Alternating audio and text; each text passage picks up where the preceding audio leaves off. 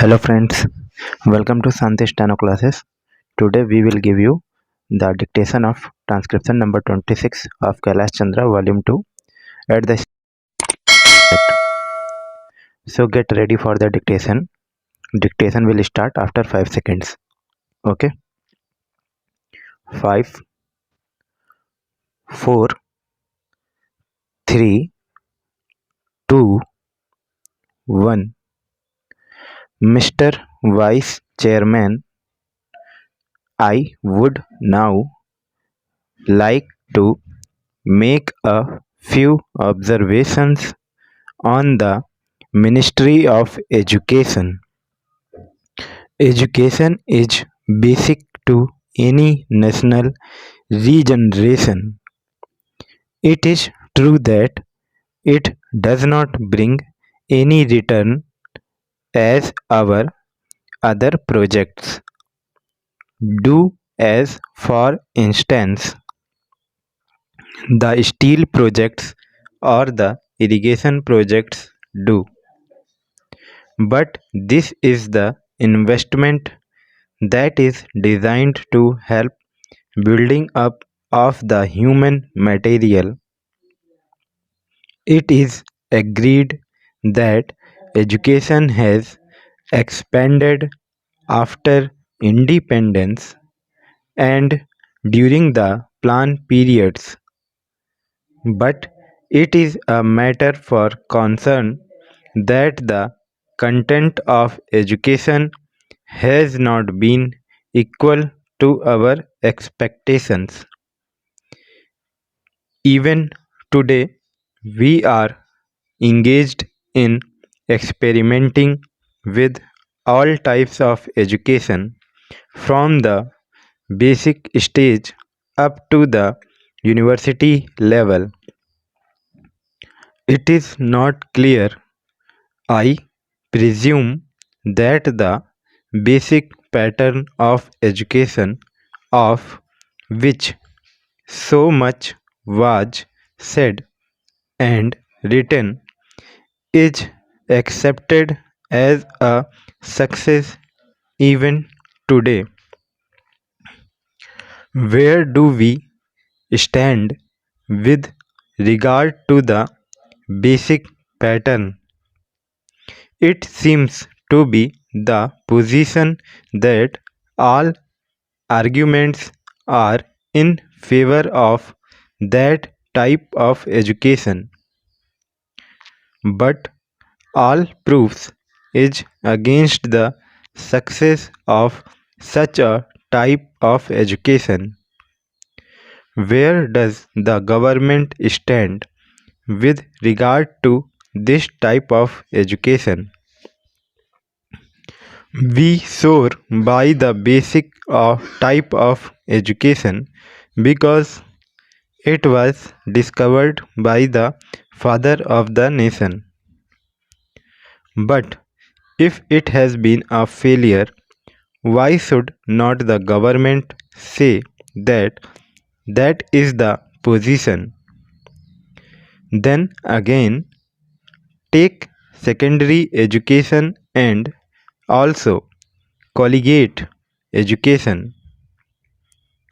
3 years ago, it was said that all universities should have 3-year degree courses, and some universities which were reluctant to accept this reform were more or less compelled to do so, and they accepted it. Now, certain universities find that this scheme is not working satisfactorily, and they feel that they should have a 2-year course in the college before students could enter the degree course. I mention this to show that this eternal tinkering with education should stop, and it should not go on like this.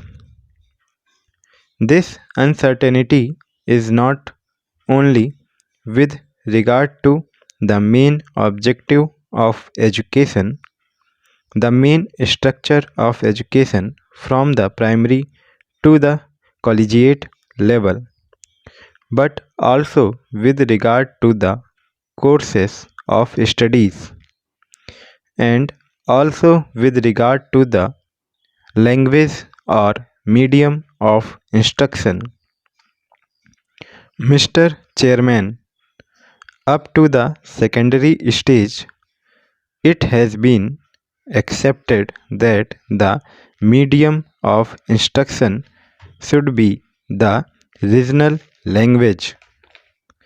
The National Integration Council, however, stated that if universities are to exchange professors, if they have to develop freely, then there should be the common medium of instruction, namely English and Hindi.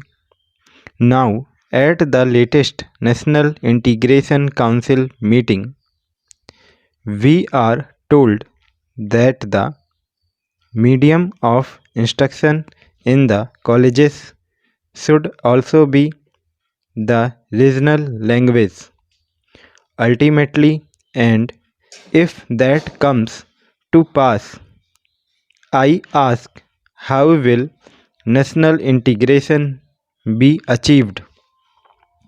It is permissible to envisage a stage if the scheme of National Integration Council is implemented, where different universities will have different media of instruction, and the men that will be drawn from these universities will have to man the judiciary of the land and the all India services, but they will not be able to serve in a state other than the one in which they were educated. How can integration be achieved? We are working at cross purposes. It is time that a high power body was appointed to hammer out a national scheme of education having integration as the basic aim and to implement it systematically.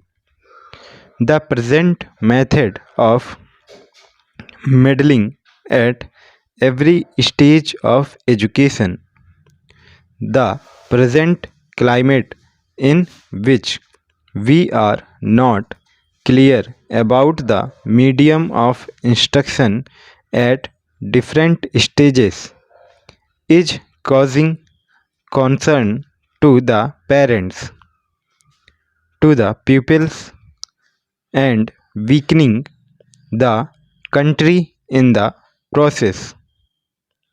This is a major problem at this stage of the development of the country. Then, Mr. Vice Chairman, I would pass on to the Ministry of Transport and Communications. According to this ministry, we are to build a system of national highways, provincial or state highways, an integrated system of communications from the village upwards. But the central government is concerned with the construction of national highways. It is good to have a fine system of national highways. It also serves as a physical link for integrating the nation. It is good, but this planning of construction of national highways without regard to the development of railways and the development of industries in the regions in which the highways are proposed to be constructed will be something beyond our means at the present moment. Assuming that we have a network of national highways, are they to be put to immediate use? Are they good investment? Unless you have industries, small, big, or medium, coming along the highways, unless they assure you a fair return for the investment, it is not desirable to have a system of highways for the sake of mere transport of passengers. In other words, we should have a scheme of priorities for the national highways so that they can be looked after. Stop. Guys, today we have given the dictation of transcription number 26 of Kailash Chandra volume 2, and I hope you have written this dictation very well, and after writing the dictation you have to read it after 10 minutes and then please type it on the computer also. This is the complete process which I am telling you in every videos. So please keep doing that so that your dictation or your shorthand will be better. So we will meet in next video with the new dictation of new transcription, that is transcription number 27.